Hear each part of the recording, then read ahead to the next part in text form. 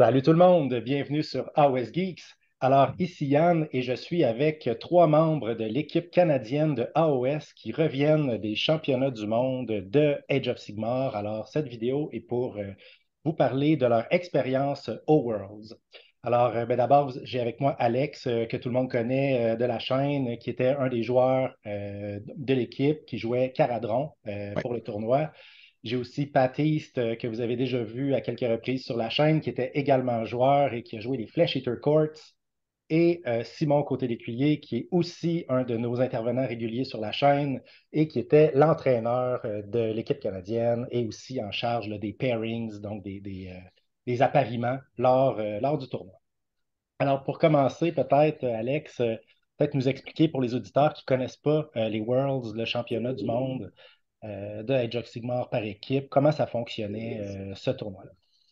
Mais en fait, là, tu l'as mentionné, c'est un tournoi international. Il y avait 24 pays représentés. C'était la première fois que le Canada s'y rendait. On avait tous très hâte là, de pouvoir vivre cette expérience-là. En fait, ce tournoi en 6 rondes, 2 rondes par jour, des équipes de 8 joueurs. Donc, chaque équipe avait sa liste de 2000 points là, avec les mêmes restrictions qu'on a d'habitude. La seule restriction qui était un petit peu qui sortait de l'ordinaire, c'est qu'on ne pouvait pas dupliquer les War Scrolls d'une armée à l'autre. Fait que ça prenait des armées différentes. On ne pouvait pas avoir des mêmes War Scrolls. Et ça inclut les sorts persistants aussi. On ne pouvait pas avoir les mêmes d'une liste à l'autre. Il y avait également un nombre, là, Simon, tu pourras me dire le nombre, mais c'est un nombre, exemple, de enhancement, là, le leadership of the alpha, ces choses-là. Là. Donc, les aspects of the Galatian Champion. Là. Il y avait un nombre. Là. Je ne sais pas, ça coûte pas deux ou trois, je Qui pense, était maximum. limité à trois Ouais, par type, donc trois Tunnel Master, trois Fueled by Gurish Rage. Puis on avait aussi les grandes stratégies ouais, qui étaient limitées de mémoire à deux grandes stratégies. C'était pas possible de prendre toute l'armée ou les 8 joueurs take what's theirs, par exemple. exact. Ou Days Hours pour avoir plus de Galatian Champions sur la table. Donc, on avait ces restrictions-là qui venaient dans le list building, donc dans la construction d'armée, là, qui est imposée aux équipes, qu'on savait depuis 3 mois, 4 mois avant l'événement. Ouais, exact. Puis dans le fond, ça, c'est qu'à chaque ronde, on était jumelé contre un pays. Donc, c'était vraiment là, les 8 joueurs canadiens contre les 8 joueurs d'un pays, d'un même pays. Et c'est là que Simon, entre autres, là, tentait là, de faire des jumelages. Donc, de tenter toujours quelque chose de vraiment intéressant. Là. Donc, selon des scénarios. Donc, chaque ronde, il y avait 4 scénarios du GHB. Donc, il y avait 24 scénarios en tout. Donc, 4 scénarios par ronde, 6 rondes. Donc, chaque scénario revenait 2 fois, y compris les préférés de la foule, Lurkers Below et Twist and Turns. Puis, dans le fond, là, on pouvait jumeler. Ben, en fait, Simon, peut-être que tu pourrais parler un peu plus du principe du pairing, vu que tu les as fait. Là, je pense que c'était plus. Alors, la façon dont les Worlds s'est fait, euh, tous les scénarios sont joués. Systématiquement, tout est dans un ordre prédéfini. C'est-à-dire que la première, c'est à chaque ronde, en fait, on joue 4 scénarios. Et il y a 3 rondes comme ça qui se répètent 2 fois pour avoir donc nos 6 parties. Ce qui fait en sorte que à chaque fois qu'on fait un pairing, je vais avoir 2 joueurs de notre équipe qui vont être sur Presence of Idols, par exemple. 2 joueurs par la suite qui vont être sur Lurkers Below. 2 joueurs qui vont être sur Twist and Turns parce qu'on avait la chance et la joie d'avoir Lurkers Below et Twist and Turns dans le même regroupement de 4 scénarios. Ce qui fait en sorte que la façon dont les pairings étaient faits, on savait à l'avance que, par exemple, le premier défenseur allait jouer sur Presence je of veux dire, Idols. Presence of Idols. Donc, je savais que le premier défenseur que je mettais sur la table allait jouer Presence of Idols. Et même chose pour mon adversaire qui mettait, lui, son défenseur sur la table. Par la suite, c'est le jeu de je choisis en réponse au défenseur adverse, on choisit 2 attaquants qu'on lui offre et lui choisit celui qu'il veut pour affronter son équipe et il me redonne l'autre dans ma main. Et là, on recommence sur le deuxième scénario recommence le même jeu. Donc, je sais que mon deuxième scénario, par exemple, ce sera Lurkers Below. Donc, je choisis un défenseur que je sais qui est excellent sur Lurkers Below, mais toujours en gardant en tête quel attaquant l'autre peut me mettre dans le visage parce que si l'attaquant a 2 contres parfaits à mon défenseur que j'ai en tête, ben, les chances sont que je vais le perdre, même si c'est une bonne mission. Donc, il y a tout ce jeu-là qui se fait en arrière. Puis on fait ça 4 fois. Et pour chacun, en fait, des scénarios, une fois qu'on a trouvé le pairing, donc qui sera attaquant, qui sera défenseur, le défenseur, le coach de l'équipe défenseur, choisissait également le type de terrain.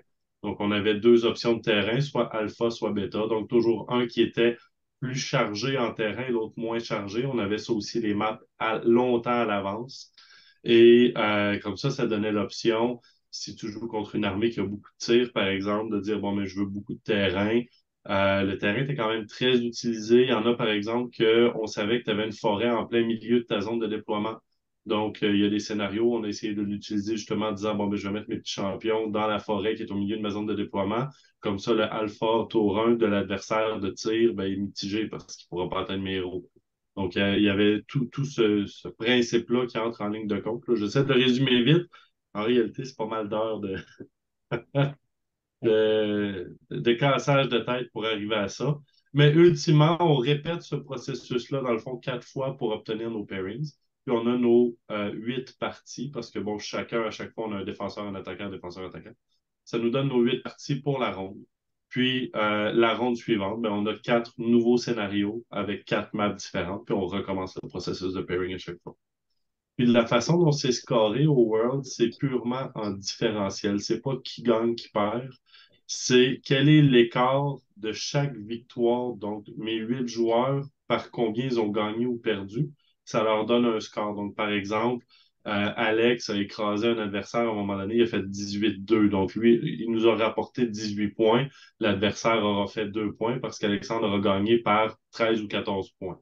Donc, ça nous donnait 18 points pour nous. On additionne le total des 2 équipes, le maximum étant évidemment 160 si je suis à 20 points fois 8 joueurs. Puis, dès que tu as plus de 80 points, ben, tu as gagné ta ronde, en fait. Donc, dès que l'équipe a fait plus de 80 points. Puis, il y a un système, il y a un hard cap ou un cap, c'est-à-dire que tu ne peux pas faire plus de 120 points. Donc, si tu as vraiment dominé ton adversaire, puis tu aurais fait 140 points sur les 160 possibles, ton score est quand même de 120 et à l'inverse, tu as un minimum de points qui est à 40.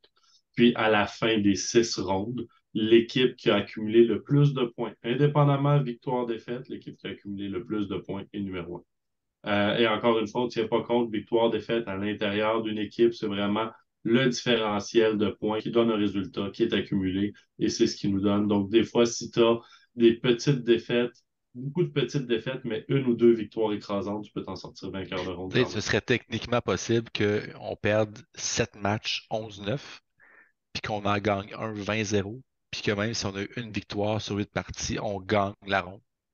Exact. On voit qu'il y a un aspect tactique vraiment important qui se joue au niveau du jumelage. Il faut tenir compte du scénario, il faut tenir compte de les opposants, dans le fond, les listes adverses qui peuvent nous être proposées, ainsi de suite. Donc, puis en plus, on peut choisir le terrain. Donc, vraiment, il y avait une préparation monstre avant, en fait, le tournoi lui-même pour être prêt. Avant justement de parler des différentes rondes que vous avez jouées, des adversaires que vous avez affrontés, notamment je vais brûler un scoop, mais au premier tour, vous avez affronté l'équipe qui a finalement gagné le tournoi, le Danemark. Donc, vous avez beaucoup de choses à raconter. Vous avez aussi appris beaucoup lors de ce tournoi-là, donc beaucoup de choses à dire dans cette vidéo.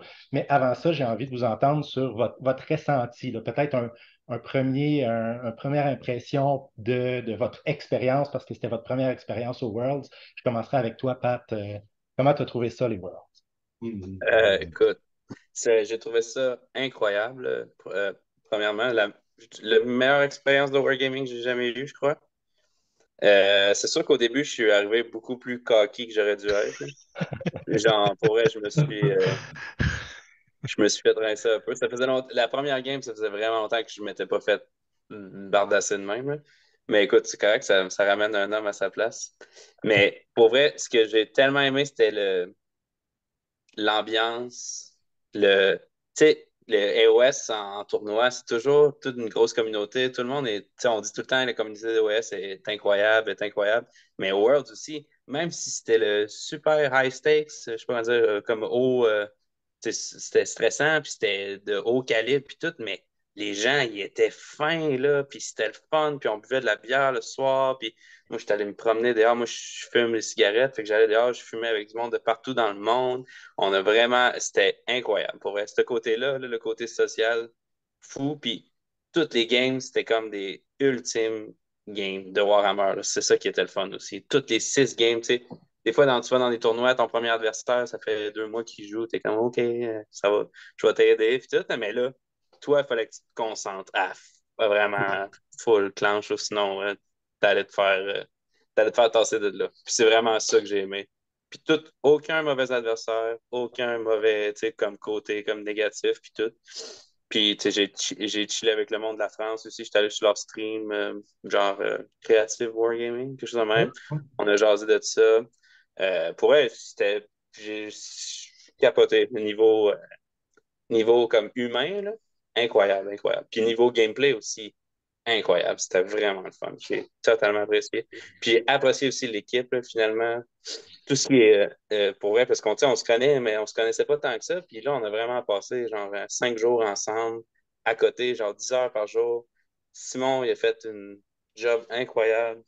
Puis parce que c'est ça, au début, on n'était pas prêts tout, puis on va en parler, là, mais et, parce que c'est ça. Mais genre, c'était incroyable. L'équipe, on s'est vraiment soudés, puis pour vrai, tout, je tiens à remercier tout le monde dans l'équipe. Là, sûrement qu'ils n'écouteront pas ça parce que c'est en français, là, mais Jordan, Carl, Dayton, James, Alex, Simon, Matthias.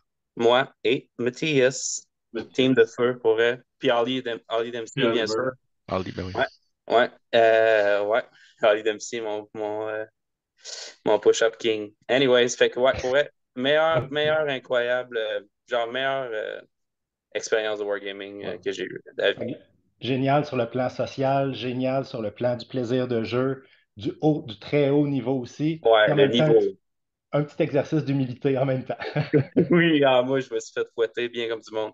Ça, on en reparlera tantôt, là, mais ouais. Ouais, Super. Et ouais. toi, Alex, comment tu as vécu ça? Ben, c'est dur de rajouter quoi que ce soit après ce que Pat vient de dire parce que tu sais, c'est exactement ça, là. Tu sais, d'un côté personnel, tu sais, on est arrivé ensemble, en fait, le Pat, là, on a pris quelques jours à Amsterdam aussi, tu sais, juste aussi avoir l'expérience de voyager euh, dans une ville superbe, faire des activités, puis tu sais, c'est con, mais ce que tu as dit, Pat, là, on se connaissait tous les gars, mais tu sais, pas tant que ça, en fait, là, tu sais, on se connaît plus de réputation, on se voit un tournoi ou deux par année, puis tu sais, on connaît Jordan, Carl puis Oliver de Season of War, tu sais, on sait c'est qui. Mais tu sais, de passer du temps ensemble, puis juste au souper le jeudi soir, quand on s'est rendu compte, hey, on n'a comme pas de cri d'équipe. Puis tu sais, on a comme, tu sais, on lançait des idées, puis tu sais, on est arrivé à quelque chose qui est absolument, tu sais, c'est complètement décousu. C'est beaver up, moose down. Tu sais, c'est con, mais tu sais, c'est resté. Puis tu sais, c'est des petits moments comme ça qui sont vraiment cool. Puis on a comme senti, plus ça allait, plus on se soudait, puis plus on allait se voir, puis plus on se supportait. Puis tu sais, j'ai eu des super belles discussions avec du monde, tu sais, que c'est avec James, que j'avais pas eu beaucoup jasé, mais tu sais, on a eu des bons talks, on a appris à se découvrir, j'ai trouvé ça vraiment cool. Le côté social, c'est sûr que c'est le fun. Tu sais, moi, je connaissais une couple de personnes par Internet. Tu sais, je pense à Max Barman, je pense à Phil Scolari, par exemple, que je connaissais de Ethercast. Miles Benjamin, qui joue pour l'Irlande aussi. Tu sais, c'est des gars qu'on connaît, mais qu'on peut se rencontrer, échanger. J'ai trouvé ça vraiment cool. Puis, tu sais, comme Pat l'a dit, là, tu sais, c'est 6 Game 5, tab 1, là. Tu sais, c'est 6 games que tu jouais, puis tu sais, t'as pas de break, là. Tu sais, t'as pas de. Tu sais, Ouais, tu peux pas être sloppy. chaque partie est l'équivalent Ouais, de la dernière game d'un ouais. GT sur la table 1, là. C'est ça. C'est ce calibre-là, c'est les meilleurs joueurs au monde qui sont là, là. Ben, c'est ça. Fait que, tu sais, ça te force. Puis, tu sais, j'ai jamais. Puis, je dis, c'est 2 parties par jour, tu sais, c'est pas si pire. Mais, tu sais, après 2 parties par jour, puis, tu sais, t'avais, sur l'heure du dîner, tu sais, on jasait pour la prochaine ronde. Puis, après le souper, on jasait du lendemain. On était brûlés, hein. Tu sais, c'est vidant mentalement, là. Fait que, tu sais, puis moi, je me rappelle quand on a pris l'avion de retour, le Pat, puis moi, on était scrap, là. Tu sais, on était fini. Fait que, tu sais, ça fait partie de l'expérience. Fait que, tu sais, pour vrai, là, j'y allais un petit peu comme, je suis un petit peu stressé parce que ça veut pas, c'est un gros stage, c'est un gros événement, mais j'y retourne n'importe quand. Une super expérience. Juste pour situer nos auditeurs qui sont en Europe, hein, vous avez mentionné Pat et Alex que l'équipe ne se connaissait pas tant que ça. Ouais, En fait, le Canada, c'est assez grand. Hein, fait puis ouais. comme il y a des joueurs qui venaient d'un peu partout, juste pour vous donner une idée, plusieurs joueurs de l'équipe viennent de Toronto. Vous, les trois, vous êtes dans le coin de Trois-Rivières. C'est 8 heures de route en voiture aller Puis c'est sans compter les gars qui restent dans l'Ouest aussi, à l'ouest du Canada où là, 6 heures d'avion, là. 6 oui, heures d'avion. oui, c'est ça. Oui, Vancouver-Montréal, c'est 6-7 heures d'avion. Fait que Ouais, ouais. C'est ça. c'est, Puis même Dayton est dans le nord de la Colombie-Britannique, puis Ah ouais. Mathias est dans le coin de Vancouver. Fait qu'entre eux deux, il y a 8 heures de route, puis ils sont dans la même province. Ah ouais, c'est c'est ça, ça. là. Fait que, C'est long disons que c'est très. des joueurs qu'on ne voit pas souvent dans des tournois. Exact. Voilà. Ben, de ton côté, Simon, là, toi, tu étais plus dans un rôle d'entraîneur plutôt que de Ouais. joueur. Comment a été ton expérience? Différent, moi, écoute, je l'ai dit à plusieurs reprises à plein de personnes, là. Côté social, on l'a déjà dit, là, A1 comme expérience, je pense que t'as pas mieux. Déjà, tu es en équipe, puis après, tu as du fun avec d'autres équipes. Je veux dire, la bière le soir, il y a rien de plus agréable que ça avec les équipes, l'échange de t-shirts, tout. Euh, mais en termes d'expérience de wargaming, pour moi, première journée, je disais c'est 1 an d'apprentissage en une journée. Troisième journée, je confirme que c'est 3 ans d'apprentissage en 3 jours. C'est épouvantable dans le sens où, tu sais, moi, mon rôle, je jouais pas, mais je regardais 8 games en même temps, 10 heures de temps, 48 games en 3 jours, à regarder, à stresser pour les joueurs, à voir qu'est-ce qui se passait d'un tour à l'autre, à faire un aller-retour de table pour me rendre compte qu'il n'y a rien qui a bougé dans aucune des tables parce que je marche trop vite, puis le jeu est pas si vite que ça. Euh, Discuter aussi avec les coachs, avec les entraîneurs des autres équipes. Le système de pairing et tout le. Puis on va en reparler un peu plus tard, mais tout ce qui entoure ça amène une vision complètement différente du jeu, en fait. Parce que là, ça te force à voir pas une armée en termes de comment, tu sais, est-ce que tu l'aimes puis est-ce qu'elle performe, mais c'est la première fois de ma vie où je me dis le prochain GT que je vais, là, je regarde le player pack, je regarde c'est quoi les scénarios, puis après je choisis mon armée. Mhm. C'est la première fois que je fais ce constat-là, que ça a un impact plus important qu'on pense. Ben, Tu sais, avant, oui, OK, c'est correct. Mais quand tu es forcé de faire des pairings, puis que tu dis à ton joueur, qui s'appelle Pat, généralement, tu vas être sur un mauvais match-up, sur une mauvaise mission parce que tu prends un coup pour l'équipe, puis qu'il arrive à faire une coupe de points, c'est une win. Mais il perd, tu sais, dans un GT, il a perdu. Mais dans un tournoi d'équipe, s'il arrive à sortir une coupe de points, c'est une win. Fait que, sinon, on a, je pense, tous appris beaucoup les forces et faiblesses de nos armées qu'on pensait connaître, que finalement, on a remis en question assez rapidement, puis que, ouais, c'est une expérience complètement différente, mais je retournerai n'importe quand. ben, justement, Ça, c'est Simon, sûr. je vais continuer avec toi parce que tu as ouvert la porte à notre prochain sujet qui est quels sont les apprentissages les plus significatifs que vous avez faits pendant le tournoi. Tu sais, un peu les take-home messages là, ou c'est ça, les apprentissages, puis aussi les astuces tactiques que vous avez apprises puis qui seraient intéressantes à apprendre, là, à communiquer à nos auditeurs. Là. Fait que Simon, je commencerai avec toi, peut-être ton ou tes deux apprentissages les plus importants, puis après ça, on va passer la parole à Pat puis Alex. Le premier, tu vois, on pensait être préparé. Avec Carl Long, avec Oliver Dempsey, on avait mis, écoute, moi de mon côté, je sais pas, j'ai dû mettre une vingtaine, une trentaine d'heures de prep là-dedans, des pairings, des mock pairings, des reviews de stats et Mhm. tout. J'ai parlé avec le Danemark qui a gagné après puis qui nous ont écrasé le tour 1. Et j'ai vu l'outil qu'on utilisait pour faire nos Yeah. pairings et eux m'ont montré le leur et j'ai regardé le coach de l'autre équipe puis j'ai dit mais combien de temps vous avez mis? Puis il me dit bah, à peu près 150-200 heures pour monter le logiciel puis autant pour mettre à jour notre matrice à l'intérieur en fonction du méta actuel. Que moi, non, on n'est pas là, là. On n'a pas le même niveau de préparation. Lui savait, après son pairing contre moi, qu'il allait gagner, puis il était à 5 points près du nombre de points réels qu'ils ont fait dans leur préparation. Oh! OK. On n'a pas. Ouais, c'est ça. Fait que ça, c'est le premier gros constat, préparation en amont, indépendamment des joueurs, parce que la qualité des joueurs, elle est là. La qualité des listes, elle est là. Mais l'étape du pairing dans un tournoi en équipe, c'est la différence de, je dirais, 10 à 15 points par round. Mais ça fait une différence de quasiment 80-100 points sur ton tournoi. C'est tu sais, on a fini 13e, puis on est à 6 points de finir dans le top 10. Là. Fait que l'écart est pas si OK. important. Ouais, mais 5, mais on aurait été ex aequo avec deux autres. Ah, OK, moi, dans ce sens. Donc, 13e sur 24, ce qui est très bon pour une Ouais. première participation là, comme équipe, comme pays, là. D'ailleurs, vous avez Oh, gagné le prix des meilleurs nouveaux venus, le Best Ouais. Newcomers. Donc, c'est vous ouais. parmi les nouvelles équipes qui avez le mieux performé, là. Ouais. Il y en avait Exact. 4 cette année.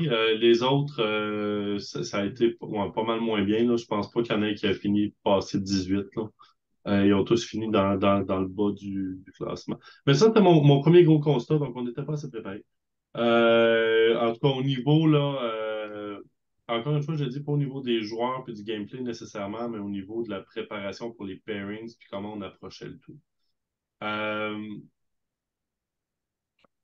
Deuxième gros constat, méga importance des missions. Euh, Au début, on est arrivé en se disant, on va prioriser les match-ups. Donc, te dire, ah, ça, c'est un mauvais match-up, ça, c'est un bon match-up. Puis, le constat m'amène à penser que très mauvais match-up, mais sur une bonne mission, tu gagnes pareil. Tu gagnes juste par mois. Alors qu'à l'inverse, une très mauvaise mission contre un très bon match-up, les chansons tu perdent quand même. Donc, on a vraiment une grosse priorité sur les missions pour les prochaines fois. Donc, d'où l'idée, là, mon commentaire que j'ai fait un peu plus tôt. Je te dirais, c'est mes deux plus gros constats. Sinon, j'aurais aimé ça avoir plus d'yeux pour voir les games parce que j'ai vu des plays de fou. Des joueurs Beast of Chaos faire des trucs, mais que tu te dis c'est pas possible. Arriver, tasser un cordon de 6 pouces, le tirer de 4 wounds, le charger pour pouvoir le tuer au coup d'impact des Bulgars, pour après ça charger une deuxième fois en phase de combat pour envoyer ces Bulgars passer le screen qui vient de bouger, d'affaiblir, de tuer pour se rendre au juicy target en dessous. Mais tu sais, c'est 5-6 moves d'avance planifiés et exécuté de façon incroyable. Puis j'ai vu des joueurs. Ah, peut-être le dernier point, puis après ça, je laisse la parole. Dans tous les formats, on le dit, mais dans un format en équipe, chaque point compte. Une battle tactique de sacrifier sur un gamble, ça paraît. Un objectif qu'on n'a pas capé au début, qu'on aurait pu parce qu'il y a eu une erreur, ça paraît. Chaque point compte. C'est phénoménal, puis on va en reparler un peu plus tard. Très intéressant. De ton côté, Pat, tu dis que ça a été, tu t'es fait rosser. J'imagine que tu as eu l'occasion de. Puis Simon vient d'expliquer aussi que tu as été souvent le joueur sacrifié dans les jumelages par équipe. Souvent, on a des joueurs qu'on le sait, on les sacrifie dans certains match-ups. Mais Ouais. bref, quels sont les apprentissages là, significatifs ou les plus importants que tu as fait pendant le tournoi? Mes apprentissages, écoute, ben, c'est un peu d'humilité parce que, écoute, j'étais un peu. Tu sais, on avait 8 winners dans notre team, là, tu sais, des gens qui gagnent pas mal souvent, là. Puis écoute, c'est correct, c'est ça que ça te prend, mais des fois, c'est dur de. Quand... Tu sais, moi, je suis pas habitué de perdre, là, ça a l'air vantard, là, mais là, le fait que tu perds 6 games de suite, là, comme t'es comme, ouf, OK, tabarnouche. J'ai même joué une game le soir avec un des juges une des juges pour me remettre dedans, me remettre en confiance. Mais non, les choses que j'ai appris, écoute, c'est sûr que ouais, un peu d'humilité, mais surtout de respecter ses adversaires, puis de aussi respecter les règles du jeu, dans le sens que tu sais, c'était vraiment une affaire d'équipe, puis des fois, il ne faut pas que justement, Simon l'a dit, il ne faut pas que tu te sacrifies pour essayer de faire le game-winning play. Là. Tu te dis, ah, si je charge là, puis je colle, je vais peut-être gagner, ne fais pas ça. C'est vraiment pas le temps et la place pour faire ça. En GT, il fait ça. Parce que c'est ça, quand ça fonctionne, t'es comme let's go. Sinon, si tu perds par quelques points, t'as quand même perdu. Là. Mais là-dedans, si tu perds par quelques points, c'est vraiment. Mais ce que j'ai vraiment apprécié, que j'aimerais que ce soit plus instauré dans les tournois ici en Amérique du Nord, c'est vraiment la clarté entre les deux joueurs de règles. Tu sais, dans le sens, jouer avec, je sais pas comment dire en français, les intentions. Tu sais, genre comme, ouais, Oui, ici, je suis à 9 pouces. Tu sais, pas dire d'affaires cachées, là. Ah, ben là, ici, tu es à 3 pouces, fait que je peux pas aller. Des affaires comme ça, là. Ben non, je voulais clairement pas être à 3 pouces. Mais tout le monde discutait tout comme ça. Il n'y avait pas Ouais. de malentendu, là. Fait que Je ça, bouge telle c'était. unité, je suis à plus de 9 pouces que toi. Ouais, exactement. Tu peux pas redeploy, C'est ça. exactement. Puis après ça, pour- tout le monde joue avec des bâtons aussi, ça, c'est Ouais, cool. oui. L'idée, Puis, c'est que ce ne soit pas sur des malentendus d'un c'est ça. demi-pouce et tout ça. Tu regardes, exactement, là, je c'est me ça. place à 2,5 pouces derrière mon unité, donc si tu la charges, mon unité qui est derrière peut pas aller in. C'est ça. C'est Exactement, c'est clair, ça. c'est C'est dit. ça.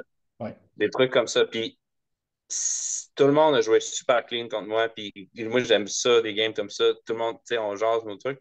Moi, j'ai ça gagner une game par genre, ah, tu savais pas ma règle spéciale. Bon, ben, c'est à ton tour de perdre. Genre, mettons. Mhm.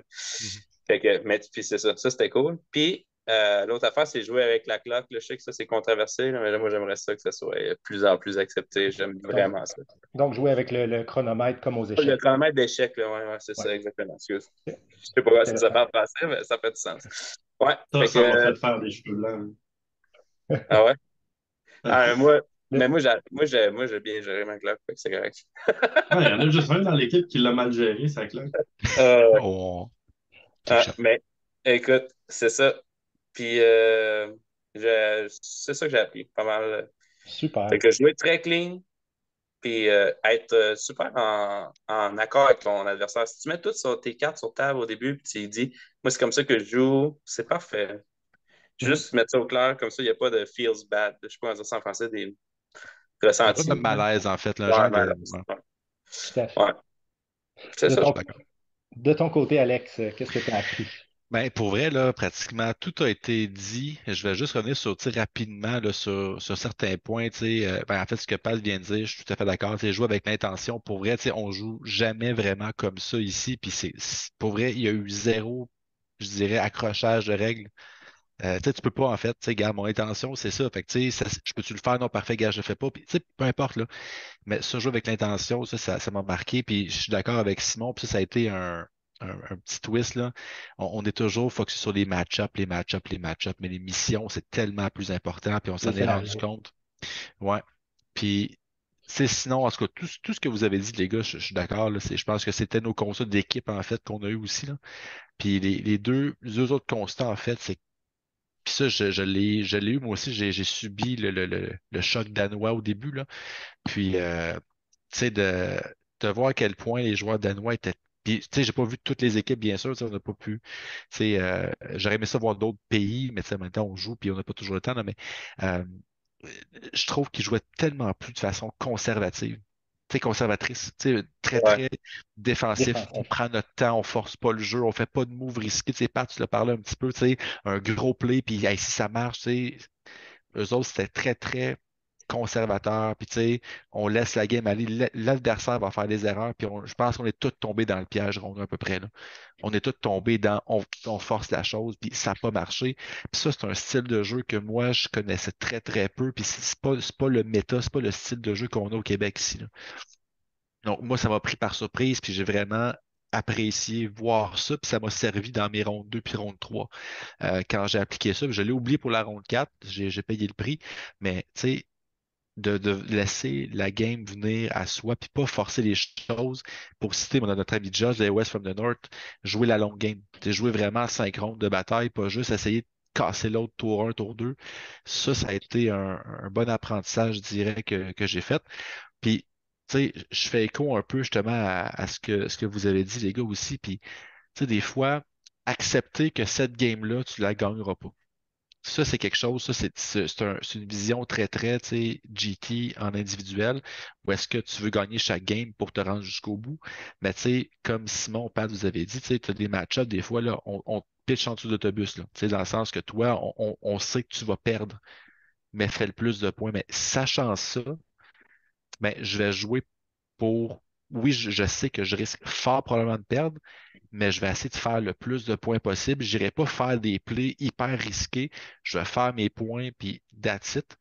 Puis ça, c'est une mentalité aussi d'équipe qu'on n'a pas. En fait, on n'a pratiquement pas de tournoi d'équipe ici. C'est quelque chose qui va commencer, qui commence un peu, mais tu sais, cette mentalité-là de OK, toi, j'ai besoin tu sais, que tu fasses. Si tu fais 6 points, tu sais, puis je pense qu'on a tous le même exemple, ta game 6 Pat, contre Max de l'Allemagne, tu sais, as fait 6 points, puis c'est ça qui nous a donné la ronde, en fait, parce que tu sais, je pense que personne ne s'attendait à ce que tu fasses 6 points dans ce match-up-là, mais tu sais, t'as joué pour aller chercher le max de points, puis c'est ça qui a fait une différence au total, là. Fait que, tu sais, ça, c'est des mentalités. Moi, c'est ça que je retire de cette expérience. Très intéressant. Fait qu'on enchaîne avec peut-être un petit résumé de chacun de vos rounds, de vos parties. Donc, au premier tour, ben, en fait, puis je vais commencer peut-être pour chaque round avec Simon, où tu peux nous donner un aperçu de comment ça s'est passé pour l'équipe. Puis ensuite, Alex et Pat pourront nous résumer là, brièvement leur partie, comment ça s'est passé. Euh, Aussi, ben, c'est ça, premier round, donc vous avez affronté le Danemark qui ont fini en première position. Donc, ça a été un rude départ pour vous.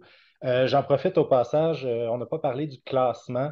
Donc, on a plusieurs de nos auditeurs là, qui viennent de France, de Belgique, de Suisse. Donc, ces trois pays, en fait, les trois autres pays francophones ont extrêmement bien performé. La France ont fini deuxième, la Belgique ont fini quatrième, la Suisse cinquième. Donc, excellente performance là, pour les pays francophones, même si je pense que vous disiez que l'équipe hors ronde, que l'équipe de Suisse était surtout composée de Suisses allemands, mais quand même, on a des auditeurs suisses francophones qui peuvent être fiers de la performance de leur équipe nationale.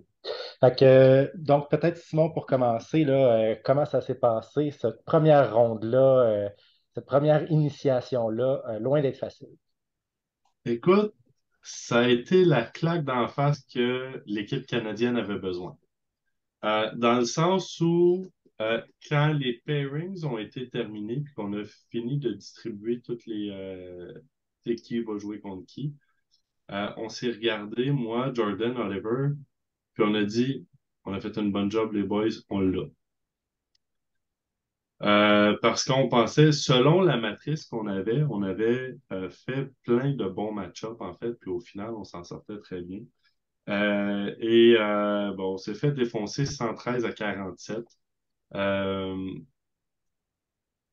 Ça a été quelque chose. Je regarde les scores, là, les seules victoires qu'on a eues dans ces games-là, ça a été Jordan et Mathias. On s'est fait battre toutes les autres parties, puis pas que des petites défaites. Euh, Jordan, qui est le capitaine de l'équipe, qui était Jordan, qui est le aussi capitaine de l'équipe, et le exact, joueur qui est Slanesh, donc le joueur probablement le plus fort de l'équipe parce qu'il jouait la liste la plus forte aussi, probablement la plus versatile euh, aussi. ah, Ouais, je dirais pas que c'est le joueur le plus fort de l'équipe, c'est définitivement un des joueurs les plus forts de l'équipe et c'est un des gros scoreurs qu'on avait. C'est-à-dire que c'est un excellent joueur sur une liste capable facilement d'aller chercher 17, 18, 20 points. c'est ça. Donc, et il a bien performé, il a fait ses 18 points. Mais autrement, nous, on était sortis de là et c'est là où on a fait la réalisation que, attends, il y a quelque chose qui ne va pas dans la façon dont on approche les pairings puis dans la façon dont on évalue nos match-ups. Parce que des parties où nous, on avait dit, celle-là, c'est vert, on devrait gagner par 3, 4, 5 points et où on se fait battre 20-0, on fait, oh, il y a quelque chose qui va pas, là. Tu sais, puis c'est pas que les joueurs, c'est pas tu sais, c'est toute la façon du pairing, comme je dis, ça compte pour plus au final que ce qu'on peut penser. Donc, c'est ça. On pensait avoir fait des bons coups, des bons pairings. J'ai passé les trois premières rondes, en fait, à essayer de donner des guides à manger à mon ami Pat. Il pourra vous conter la suite des choses. Ouais, comme tu disais, en fait, de leur côté, eux, le Danemark avait prédit le score à la fin des pairings, avait Ouais. prédit le score total pour les 8 parties à 5 points près. Donc, Puis, selon tous les travaux préparatoires qu'eux avaient faits, Le Danemark, le coach me disait mais le pire scénario pour eux, ils gagnaient 88-72. Dans toutes les mocks qu'ils avaient faites, puis dans tout ce que leur staff leur disait, dans leur pire scénario, ils gagnaient 88-72.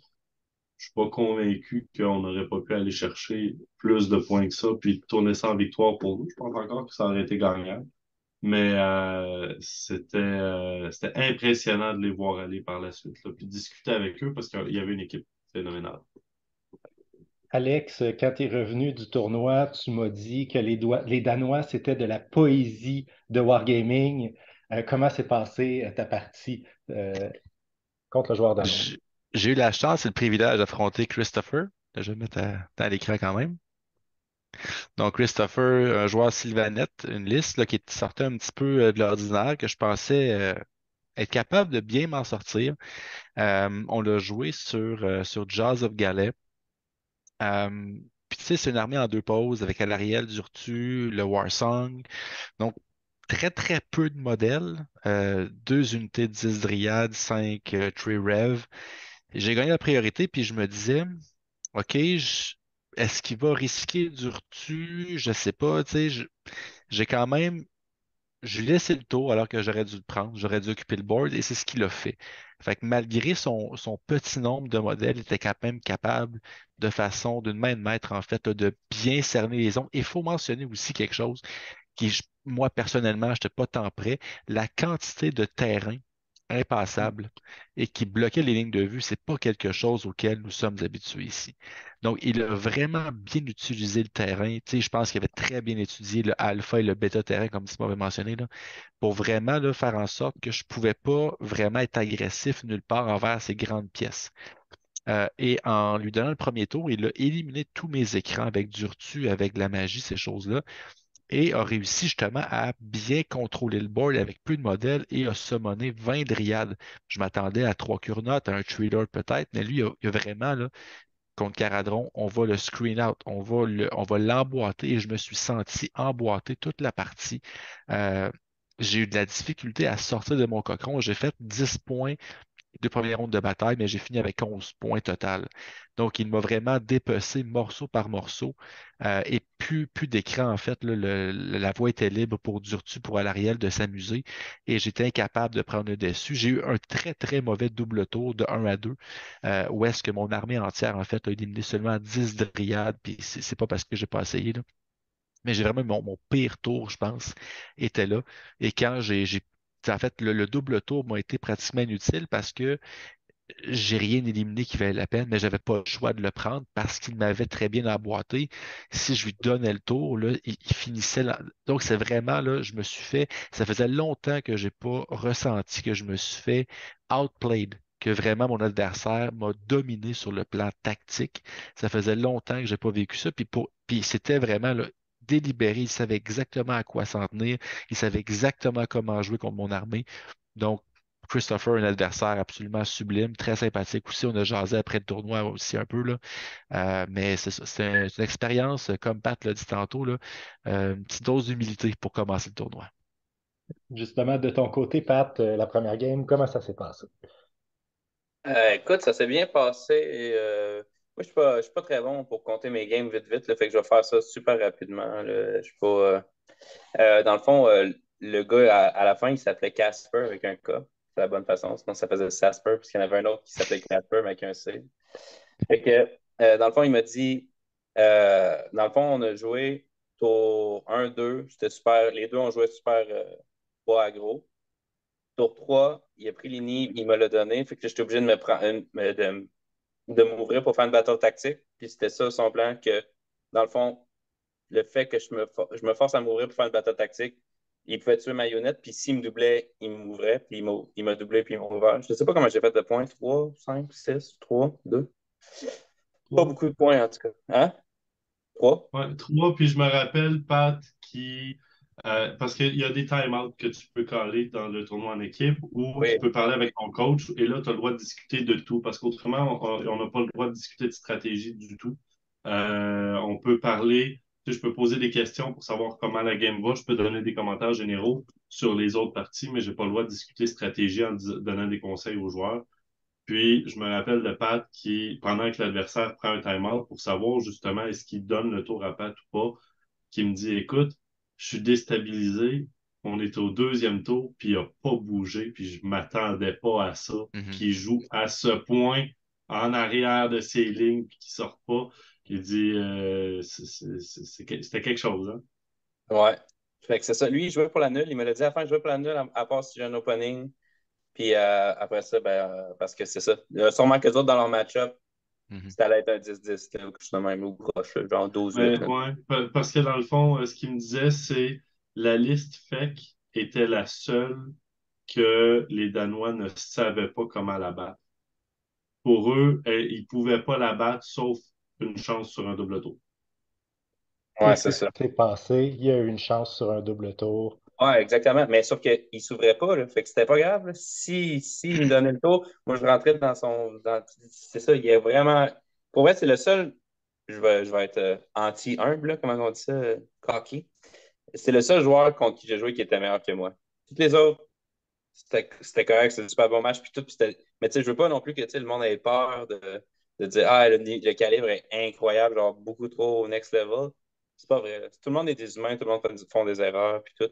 Puis j'ai joué avec, tu sais, comme avec toi, Vincent Pierre, puis tout, puis vous auriez pu s'arrêter super, vous auriez fait une super job, je suis sûr. Probablement mieux que moi. Fait que. Non, mais c'est ça. Fait que, mais lui, pour vrai, un meilleur joueur que moi, pour vrai, totalement. Puis il avait pratiqué, pratiqué, pratiqué. Mais moi aussi, j'avais pratiqué, pratiqué, pratiqué, mais c'est ça le problème, j'avais pas pratiqué de la bonne façon. Tu sais, c'est comme Ouais. en musique, là, quand tu fais de la mauvaise pratique, c'est pas bon, là, mais c'est la même chose. Ou en sport, probablement que ça existe aussi. Mhm. En Warhammer aussi, là, une mauvaise pratique, je pratiquais pas les bonnes affaires, fait que ça servait à rien. Mhm. Fait que Donc, c'est ça. ouais, autant Alex que Pat, finalement, vous avez frappé un adversaire qui vous a supplanté finalement Ouais. sur le plan tactique, Ouais. principalement parce que leur niveau de préparation était supérieur. Ils savaient comment jouer contre votre Ah ouais. armée. Moi, Ils il y a une savaient comment chose. exploiter le scénario. Il y a une chose qui m'a marqué, là, tu sais, quand je suis arrivé à ma table, tu sais, c'est la première game, on était tous c'est fébrile, nerveux un peu, puis tu sais, ça commence, puis OK, puis tu sais, je vois le joueur, tu sais, calme, sort, il y avait une feuille, puis il lisait, c'était ma liste d'armées, en fait, qu'il lisait avec, puis je voyais toutes les écritures en rouge, puis il posait toutes les questions, tac, tac, tac. Il y avait déjà, là, chaque liste d'armées, là, il y avait une série de commentaires, puis voici que c'est. Tu sais, c'était OK, wow. Moi, ça m'a shaké un peu, là. Donc, votre Puis, adversaire avait en main votre liste d'armées ouais, annotée là, avec ouais, des conseils tactiques pour vous affronter. Wow. ouais, Ça, c'est Ouais, un exact. degré les de Allemands aussi, préparation. là. Le Hein? joueur allemand aussi, il y avait ça. Il y avait comme les Ah, règles spéciales, tout. moi, j'ai pas remarqué, tu vois, mais j'ai Ouais, j'ai- j'ai ouais. vraiment vu au niveau de. Puis parce que moi, si c'est pas, t'as fait 3 points, moi, je vais être 1 point à la ronde 1. C'était un 19-1 bien ressenti. Donc, ronde 2, vous avez frappé un adversaire peut-être un peu moins coriace en théorie parce que vous avez affronté un adversaire qui s'est fait aussi défoncer au tour 1. Contre qui avez-vous joué? Simon, C'était veux-tu la, prendre le relais? Oui, ouais, Simon. c'était la On est, Finlande on est resté en Scandinavie. qu'on a eu comme deuxième adversaire. Finlande qui a fini 15e dans le tournoi au final. Euh, Là, encore une fois, on se remettait, tu sais, on se dit, OK, parfait, on a une grosse défaite, on peut encore faire un beau sous-marin. On va, en théorie, prendre des adversaires, justement, beaucoup plus faciles. Puis c'est là où tu réalises que dans un GT, c'est vrai, il y a des adversaires beaucoup plus faciles. Dans un tournoi de Worlds, il n'y a pas vraiment d'adversaires beaucoup plus faciles. Il y en a peut-être quelques-uns, mais maudite affaire, c'est pas plus facile. Toujours est-il qu'on est contre la Finlande, mais c'est la deuxième ronde. Et la deuxième ronde, il y a Lurkers Below et Twists and Hmm. Turns qui sont joués chaque scénario 2 fois. Et la Peut-être façon rappeler, dont Lurkers Simon, Below fonctionne, ouais. si tu gagnes, tu as 20 points, l'autre a 0. Si tu perds, c'est 0. Il y a un scénario où si tu gagnes par tactique de bataille et non pas gagner selon le scénario de Lurkers Below, tu gagnes 15-5 à la place. Donc, c'est le scénario qui fait systématiquement le plus mal en termes de points. Pour rappeler aux auditeurs, Puis tout. Lurkers Ouais, Below, on a trois objectifs sur le long. On commence aux extrémités de la table, puis dès qu'un adversaire contrôle les trois objectifs, il y a une victoire automatique. exact. Puis, deuxième scénario qui est une aberration de Age of Sigmar qui s'appelle Twists and Turns, où tu as 5 objectifs dans une méga diagonale et à chaque tour, tu roules un dé pour savoir si l'objectif que tu contrôles se désactive. Et au tour suivant, tu rouleras un dé pour savoir s'il se réactive. Ce qui fait en sorte que tu as beau être le meilleur général au monde. Si tu es malchanceux sur tes jets de dés, tu fais pas de points. Euh, donc, ça a été un gros facteur, je dirais, assez déterminant. Bon, les pairings, on n'était pas encore top, mais on avait, je pense, quand même fait une bonne job, mais une grosse erreur stratégique qui a été faite et qui a été rectifiée, là, évidemment, au 5e tour. C'est qu'on avait gardé Jordan, qui est, comme j'ai dit un peu plus tôt, un de nos gros scoreurs. On l'a gardé pour le mettre sur Twist and Turns. Et ça a fait en sorte que j'ai un de mes meilleurs généraux avec une armée qui est supposée scorer, qui a écrasé son adversaire sur la table, mais qui a fait que 12 points sur un 20 potentiel. Parce que le scénario a roulé contre lui, tout le scénario. Donc, ça a été ça, gros apprentissage, en fait, de ce côté-là. Puis, Lurkers Below, même chose, c'en est un où ça a été difficile, celui-là. On en a gagné un, on en a perdu un. Puis, tu vois, on pensait qu'on avait bien saisi. Puis finalement, c'est le genre de scénario où on aurait été plus safe, plus sécuritaire de jouer très défensif en mettant une armée qui brisera pas l'autre, mais qui va aller chercher le 10-10 ou le 15-5. Hmm. Ce qu'on n'a pas fait. Donc, on s'en est sorti avec un pairings qui était encore en mode on apprend et on apprend très rapidement parce que il y a 5 games, 6 games pour apprendre. Puis ça a fini 75 pour nous, 85 pour la Finlande. Donc, une défaite, mais une très petite défaite. Ce qui nous mettait quand même là, pas si mal pour la suite des choses. Comment s'est passée ta partie contre la Finlande, Alex? Il a joué contre Obeid, qui était un Britannique qui jouait pour qui portait les couleurs de la Finlande. C'était une liste très standard, Luminette Teclis, là, avec les 2 paquets de 20 Sentinelles, avec 2 paquets de 10 Warden, 5 Dawn Riders, un Catalar. Et je pense que c'est Path of a Champion, mais je suis pas sûr à 100%. Non, pas Path of a Champion. Ah oui, Path of a Champion, je pense que c'est lui. Est-ce que t'as-tu Non, les données, Simon? c'était de Night of Spat. Non, t'as raison. Night of Path, effectivement. Je sais que j'ai raison. Ben, je sais toutes les données devant toi. Et donc, fort de ma partie justement précédente où être plus conservateur a porté fruit, j'ai joué plus conservateur, sachant qu'il n'y avait qu'une seule pause. Moi, j'avais 2 pauses. Donc, et généralement, en fait, là, les chances qu'un joueur luminette à une seule pause prenne le tour 1 pour s'installer, faire Total Eclipse, faire protection de Teclis, faire bon, tout ça. Fait que je m'étais mis, et c'est là que le terrain a vraiment joué en faveur. J'ai pu cacher la plupart de mes héros dans la forêt. euh, En retrait, donc, son Storm of Searing White Light ne pouvait pas affecter mes héros. Certaines de mes unités et trop loin pour mon bateau. Donc, j'étais quand même bien protégé et j'ai pris le gamble de dire, ben, lui, s'il prend le tour, il va vouloir descendre ma frégate, qui était mon seul bateau. Mais je pense pas que c'est tous ces archers qui se rendent. Statistiquement, il va me faire une dizaine de blessures mortelles si ces 2 sorts passent. Puis bon, mais après ça, il va falloir qu'il s'avance considérablement. Et là, il va être à portée de toute mon armée. Et c'était effectivement ce qui s'est passé. Il était très agressif pour pouvoir aller tenter de détruire mon bateau, ce qui m'aurait vraiment fait mal, là, couper toute ma mobilité. Mais il m'a fait 11 blessures. J'ai pu à son tour, en fait, en guérir avec mes Endrin Riggers.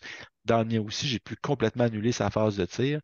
Et là, il était à portée de pratiquement tout le monde. Fait que mon premier tour a été dévastateur et c'est là que j'ai rencontré mon ami, la Chestlock. Parce que je me suis rendu compte à mon tour 1 qu'il me restait 26 minutes à jouer. Je commençais à paniquer un petit peu parce que mon premier tour a tué 35 de ses 40 sentinelles. Une Arcolote Company a tué avec le corps à corps en chargeant aussi 5 Downriders qui ont fui. Bref, 10 Warden. J'ai vraiment fait mal et j'ai collé le tour. Donc, son gamble n'a pas payé. Donc, il a joué très agressif pour tenter de me couper l'herbe sous le pied. Ça n'a pas marché. et j'ai pu donc, en quelques tours, là, le tabler. Donc, ça a fini un 20-0 pour moi. Là, ça, c'était une grosse victoire pour un match-up que, avec Teclis, j'ai beaucoup de difficultés selon, encore une fois, le scénario, parce que là, je pouvais me cacher, je pouvais cacher mes héros pour empêcher que Storm of Searing White Light puisse me les achever. Mais j'ai fait quand même une bonne victoire. Là. Je ne pensais pas être capable de faire 20 points dans ce match-up-là. Super. Et de ton côté, Pat? Moi, j'ai joué Lurkers Below. Euh, puis j'ai perdu les de 1 à 2, puis c'est game over dans ce temps-là. Mais mon armée n'était pas bonne dans Lurkers Below. Je l'ai pratiqué juste une fois. Ça, c'est Mm. on me. J'ai pas assez de modèles versus je jouais contre 72 Quick. Là.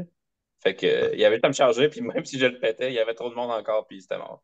Fait que j'ai perdu 20-0. Ça. Mais j'ai mon best opponent, Emily. Puis lui aussi, il trouvait ça triste. Il aimait ça jouer une vraie game. Ouais. Fait que Ouais. un bon adversaire, mais juste un mauvais match-up sur un mauvais scénario pour toi. Ah, ben, c'était pas un mauvais match-up. Là. Pour elle, contre Git, j'étais bien correct. C'était, comme je te dirais, C'est le un scénario. match-up neutre. Là. Mais le scénario, je veux dire, il y avait 140, 160 bodies contre 14, genre, là, pas 14, mais on s'entend, mettons, 30. Là. Fait que c'est trop fort. Là. Le fait que tu gagnes d'un coup, c'est comme. OK. Ouais. Puis, Ouais. Les, puis, les initiatives sont trop importantes. Ça. Hmm. tu sais, le thinking derrière ça encore, c'est de dire, parfait, on va pairer Spec contre Gitz parce qu'on pense qu'il C'est est ça. Match-up. capable de battre Gitz. Mais dans ce scénario-là, parce qu'il n'est pas capable de faire assez mal à cette vitesse-là, c'était juste pas possible. En fait. Non, deux fois 36 Quake Herds, ça prend le contrôle du board très, très rapidement. Là. C'est terrible Ça là, va avec les vite. héros qui permettent de bouger en face de héros, etc. Ouais. Puis il y avait aussi le Loon King, pas le Loon King, le Green Crack, hein, qui fait qu'il Oui, meurt, qui attaque quand il meurt. Hein. Toutes sortes de belles choses que les gobelins font. Fait que c'est ça. Ben, c'est tout. C'était ça, cette game. C'est ma pire game, mais une très belle game. L'adversaire a un ange, mettons. super. Donc ça a été la première journée. On arrive à la deuxième journée. Vous avez eu le temps peut-être de vous ressaisir, de vous remettre de cette gifle que vous avez reçue en commençant. Comment ça s'est passé, Simon, la troisième affrontement? Écoute, j'aimerais te dire qu'on est arrivé au top de notre forme. On voyait une grosse amélioration dans nos pairings. On affronte l'Écosse. L'Écosse, les scénarios étaient tout à fait corrects. Là. Position over power, hours for the taking, path of a champion, prize of galette. Donc, vraiment des scénarios standards que tu peux trouver vraiment n'importe où. Puis, somme toute, on pensait bien s'en sortir, je te dirais. Il n'y a pas eu de grosses surprises dans tout ça. Mais on aura perdu en fait 72-88, donc encore pas une gigantesque défaite, mais certains matchs, entre autres en fait là, celui-là, on a forcé un match miroir luminette parce que c'est ce qui nous semblait le plus avantageux pour le reste des pairings. Puis quand on regarde le score, effectivement, que le reste des pairings s'en est très bien sorti. C'est-à-dire qu'en sortant Luminette, sur mes 4 autres parties, j'ai un 14-6, 14-6, 20-0. Le problème d'un match Luminette, puis ça, écoute, c'est un apprentissage, hein, un match miroir, c'est que oui, c'est un coin flip. Donc, tu lances un dé, tu ne sais pas qui va gagner parce que c'est exactement la même liste que je joue un contre l'autre. Le problème, c'est que Luminette ne fait pas de game 10-10. Luminette, tu gagnes, tu fais 20-0, tu perds, tu fais 0-20, ou à peu près. Ce qui fait en sorte qu'on s'est ramassé à rouler un dé ou faire un coin flip, lancer un dé. Et si on perdait le lancer de dé, ben, on perdait 20-0. C'est ce qui s'est passé, en fait. C'est-à-dire que James a gagné la priorité tour 1, très content, a pu commencer, bien mettre ses choses en place. S'il gagnait la priorité tour 2, c'était fini. Il était sûr de gagner 100%. Il s'est fait doubler, puis c'était fini de l'autre bord et la partie s'est terminée sur un double tour. Donc, parce que autrement, c'est notre écart. Tu sais, quand on dit on est 8 points en dessous, en fait, ben, si ça c'est un 10-10, on finit qu'on gagne 82-78. C'est vraiment l'inverse. Donc, un gros apprentissage si on y va, là, point de vue pairings. Euh, de mettre des coins de flip et de sacrifier, c'est bien, mais luminette contre luminette, c'est pas bien. Mhm. De ton côté, Alex, ta partie contre un Écossais, Mike, Mike. super adversaire qui a fait une indigestion alimentaire la veille. Fantastique, mais vraiment un chic type. Mike jouait Stormcast, puis c'était un match-up que, tu sais, la veille, on en parlait justement, puis, tu sais, les gars me disaient, Hey, si on perd contre Stormcast, qu'est-ce que tu penses faire? Ils disaient, ah non, tu sais, c'est une liste, il y avait 4 Vexillars, il y avait Karazai, le Celestin Prime, 2x5 Vanguard Hunters, 5 Liberators, puis, il manque-tu un héros ou non? Je pense que c'est à peu près ça qu'il y avait. Puis je me dis, tu sais, dépendamment du scénario, tu sais, je peux pas cacher mes héros. Puis les deux, on avait 2 pauses. Donc, c'est vraiment un coin flip. Tu sais, s'il gagne la priorité pour le tour 1, il me tue mes héros. Puis, tu sais, je veux dire, ça fait très, très mal. Puis, donc, mais il y avait un scénario. Puis là, sinon, c'était Path of a Champion, c'est ça? Là, c'était C'est pas ça. fait. Bon, voilà. Donc, et là, je pouvais me déployer relativement loin. Puis j'ai gagné la priorité. Fait que c'est moi qui pouvais choisir et il m'a bêté. Il m'a donc offert en fait Karazai. Ah, il y avait aussi 6 Préators, bien important. 6 Préators pour avoir des wounds sur Karazai. Il a mis Karazai sur la ligne. Moi, je me suis mis vraiment pour pas qu'il puisse me charger. Ses Préators à côté dans une forêt. Il m'a essentiellement daré, il m'a défié. Viens-t'en. Tu sais, prends le tour puis viens essayer de me le tuer. Karazai avec ses wounds plus 18 wounds de Préator, là. Puis j'ai dit non. Et ça, ça a été un move intéressant là, parce que je l'ai laissé jouer, puis son premier tour, il a pratiquement rien fait. Euh, donc, il a pris un objectif. Moi, après, avec mon bateau, je suis allé éclairer l'objectif. Je l'ai pris très, très long pour Karazai. Et en fait, j'ai gagné la priorité et je lui ai laissé. Donc, il a joué son tour et là, il avait comme tactique, il a fait une erreur. C'est une grosse erreur, mais ça lui a fait mal. C'est qu'il avait pris comme tactique de bataille d'éliminer en fait là, un eye for an eye. Et il voulait le faire en fait sur mon Android Master. Il avait fait la comète avec le Celestine Prime en fait quand il est arrivé. Il voulait cracher avec Cron 10. En fait, non, c'est pas vrai, excusez-moi, parenthèse. Il a fait tomber une comète avec le Vexillaire, puis il voulait le finir avec le tir de Karazai. Sauf qu'il avait oublié que mes Engine Riggers dans le bateau étaient Battle Line, étaient ligne. Donc, il ne pouvait pas cibler parce qu'il était dans le bateau, donc la Relegation Champion. Et il a dit, ah ben, j'ai pas le choix. Il faut que je fasse tomber le Prime là et que je le charge et que je le tue. Fait il a sorti son Prime, il a chargé mon bateau. J'ai fait de l'Overwatch de Unleashed avec les Riggers pour l'amoindrir. Il a tué facilement l'Endrin Master, mais après, j'ai tué le Prime avec l'Endrin Riggers. Fait qu'il a sacrifié son Prime, un de ses 2 gros marteaux, pour sortir un Endrin Master qui, pour moi, en fait, ne me donne pas grand-chose. Euh, et ça a été un gros swing. Il y avait plus assez de punch. Donc, vraiment rapidement, et après ça, j'ai pu doubler. J'ai vraiment éliminé pratiquement tout, sauf Karazai. Il y avait toujours un Mystic Shield dessus. Donc, je grugeais autour de Karazai.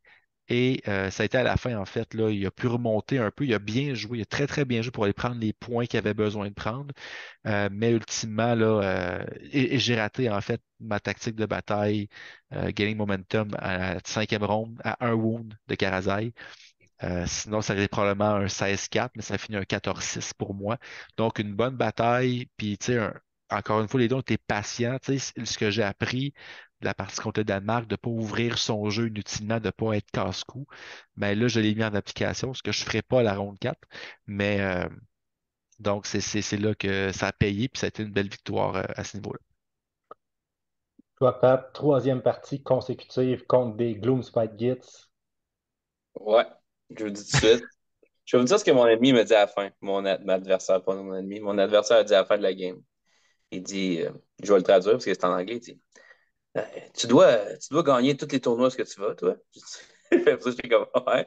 Il dit, j'ai jamais vu quelqu'un qui joue Flash Eater de même. Puis il dit, une chance que j'ai gagné toutes les initiatives, ou sinon, c'était ça, tu mourrais. OK? Et Fait que voilà. t'as bien joué, mais t'as perdu les initiatives. Ah, puis c'était pas grave, c'est juste que dans le fond, ça me dérangeait pas de perdre des initiatives, mais c'est que Gloomspite, un artefact qui fait que tu peux lancer 2 fois sur le...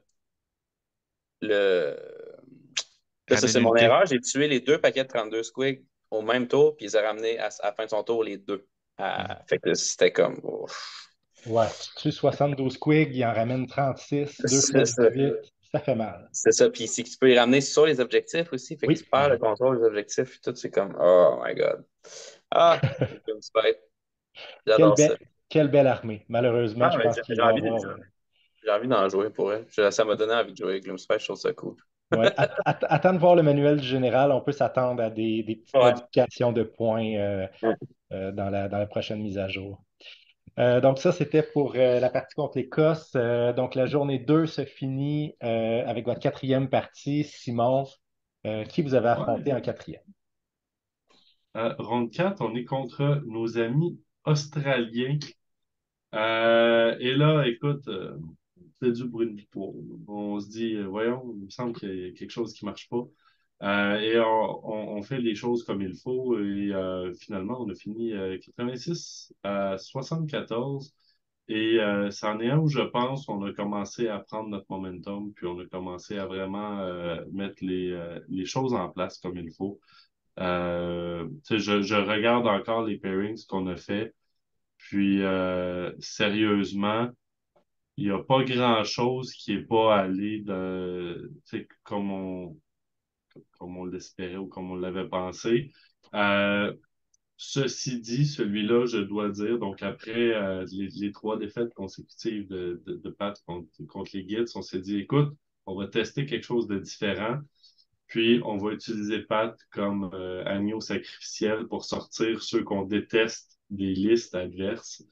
Et donc, on lui a dit, toi, Flesh Eater Court, tu aimes beaucoup le tir, hein? Donc, tu vas manger des caradrons à partir de maintenant dans Battleline Bronze. Donc, amuse-toi. Fait que c'est ce qu'on lui a donné comme défi. Mais écoute, il a eu du plaisir, je pense. Ouais, Toi, puis Ben oui. comment ça s'est passé contre les Caradons? Écoute, ça c'est ma seule, je trouve, game mal jouée de ma part, là. Ça, j'ai mal screené, parce que j'étais sûr qu'il allait me donner le premier tour, mais finalement, il a pris son poste de coach, il est allé voir son coach, ils ont mesuré, puis il a pris le premier tour, puis il m'a fait vraiment mal, tour 1. Fait que là, j'étais comme, oh oh. Fait que là, mais sauf que j'ai réussi à scraper une coupe de points, puis les gars étaient, pour vrai, ça, c'était pas ma meilleure. Mettons, j'aurais dû faire, mettons, 5 points, là. C'est ça, mais c'est qu'on avait décidé de me sacrifier, puis c'est ça que j'ai dit à Simon, si ça me dérangeait pas, puis tout, puis moi, je suis capable d'en prendre quand même. Là. Tu sais, ça me dérange pas, puis tout. Fait que vous allez voir que je vais me faire sacrifier le reste du tournoi. Mais pour vrai, c'est correct de même, ça en prend un. Le coach, le capitaine du Danemark, il a dit que son meilleur joueur, c'était le gars qui a fait 26 points. Mais parce que c'est lui qui a pris tous les pires match-ups, mais qui a fait que tous les autres pairings étaient bons. Mais là, je veux dire, moi, je dis pas que j'étais comme ça. Là. Au début, j'étais pas de même pendant tout. J'avais pas cette mentalité-là. À la fin, oui, mais c'est ça. Fait que contre l'Australie, c'était pas ma meilleure, malheureusement. Mais OK. contre Caradon, On a gagné. oh, on a gagné. C'est ça important. J'ai fait on a gagné. un point ou deux. C'est intéressant comme Ouais. tactique de se dire, OK, j'envoie mon meilleur joueur dans les plus mauvais, pour absorber le plus mauvais match-up parce que c'est lui qui a le plus de probabilité de ne pas se faire ouvrir 20-0, mais d'aller gratter des points à chaque fois. C'est ça pour donner peut-être des meilleurs match-ups aux autres aussi. Intéressant. Ouais, mais pour être bien honnête, Flash Eater, c'était un petit peu trop cute comme choix. OK. Je sais pas comment dire, là, cute en français, dans le sens, tu sais, c'était comme un peu Niche. anti-méta, ouais, niche, là, peut-être, mais écoute, j'étais encore quand même content de la liste, tout ça, mais si j'avais fait une liste comme anti, j'aurais dû faire une liste anti-Gloomspite, mais genre juste anti-Gloomspite quasiment, là, parce que le monde me pairait Mhm. tout le temps en Gloomspite. Fait que, puis tout le monde avait un Gloomspite. Fait que c'est ça. Mais ouais, j'aurais dû pas jouer ça, j'aurais dû jouer Night Hunt ou Flyer Slayer, ça, je pense. Mais ça, on s'en reparlera Ouais, plus c'est tard. ça. Puis Ouais, c'est facile à dire après le tournoi ouais aussi. après le tournoi, là, c'est ça. Et toi, Alex, ronde 4? Oui, j'ai eu le plaisir d'affronter Michael, un sympathique AC. On a eu des belles discussions après la partie sur la faune australienne, c'est fantastique. Euh, Essentiellement, ils jouaient une liste Slanesh là, très très bonne. Il y avait l'Épitome, il y avait un Keeper of Secrets, il y avait également un Lord of Pain, il y avait deux unités d'une vingtaine d'archers de mémoire, il y avait une dizaine de Blizzbarb, pas Slick Blade Seekers, 5 Bliss Barb Seekers. Bref, c'était une armée très, très sympathique sur Battle Lines Drawn. Il y avait moins de pauses que moi, c'est en une seule pause. Et tout ce que j'ai appris, en fait, des parties jusqu'à présent, je ne l'ai pas mis en application lors de ma ronde 4. J'étais comme un peu, tu sais, comme Simon me disait, je voulais qu'on ait une victoire, puis je visais. J'aurais dû apprendre, quand je dis plus tôt là, mes apprentissages, là, j'aurais dû apprendre de ça puis dire, ben, OK, tu sais, je vais prendre les points que je peux, puis c'est tout. J'ai été très agressif. Battle Lines Run, en fait, j'aurais pu faire une tactique de bataille que je pensais pas possible, que Simon m'a dit après coup.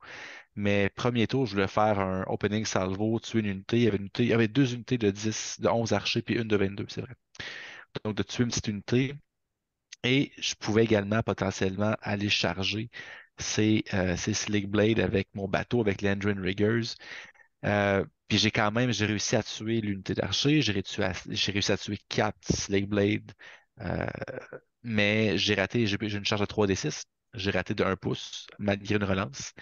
Et j'avais un beau bateau qui était laissé seul et j'avais complètement oublié son épitome, la règle des points de commandement pour Unleashell.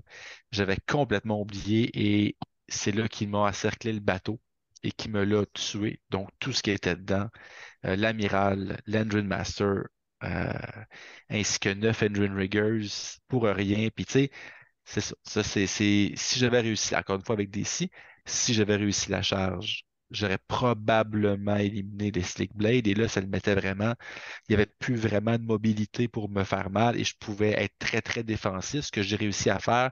Et malgré tout, j'ai mené un très vénérable combat avec 20 valeureux Thunderers qui étaient capables de garder le fort dans une garnison, euh, mais qui, en bout de ligne, ont manqué de munitions. Et ce qui était une partie, puis encore une fois, malgré le très mauvais coup que j'ai fait, très, très alpha que je n'aurais pas dû faire, euh, j'ai eu aucune initiative. Si à n'importe quel moment, sauf à la ronde 4-5, là, mais si de 1 à 2, 2 à 3, ou même 3 à 4, je gagnais l'initiative, c'était probablement une défaite 12-8.